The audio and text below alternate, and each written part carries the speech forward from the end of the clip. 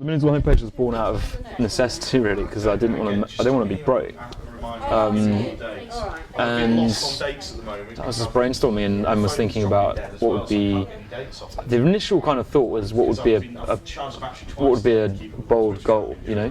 So I wrote down this: how could I become a millionaire, right? I think I wrote down how could I become a millionaire in 2 weeks, like I was being really silly. But that kind of spurred that kind of creative process. But I mean, generally, I don't know. I just sort of.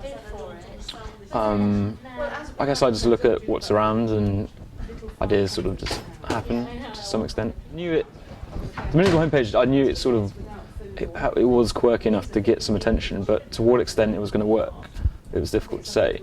And the fact that it did work to like the full extent in a relatively short space of time was really a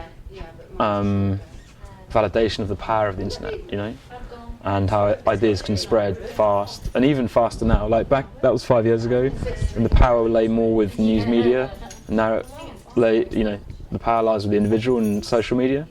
I mean, news media is still powerful, but things spread even quicker. So do nothing for 2 minutes. The whole of the growth in the first couple of days was social media, driven by individuals liking the idea enough for it to spread.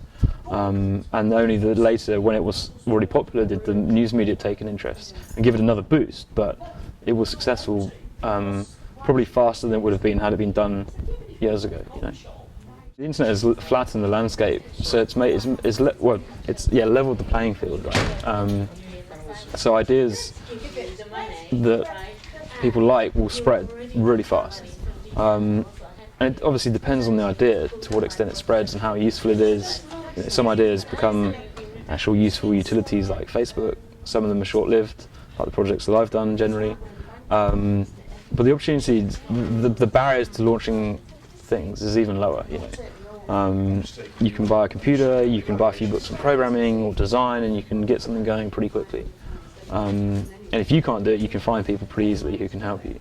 So the barrier to getting an idea out there is really, really low. And there's almost no excuse, if you have an idea, not to try something. You know, if you make time for it, and if you're sort of interested in it. You won't learn anything without trying. You know, it's the old cliches, but they're just all true. And I mean, I've had tons of projects. So I've been doing internet stuff for 10 years. My first couple of projects were reasonably successful and acquired.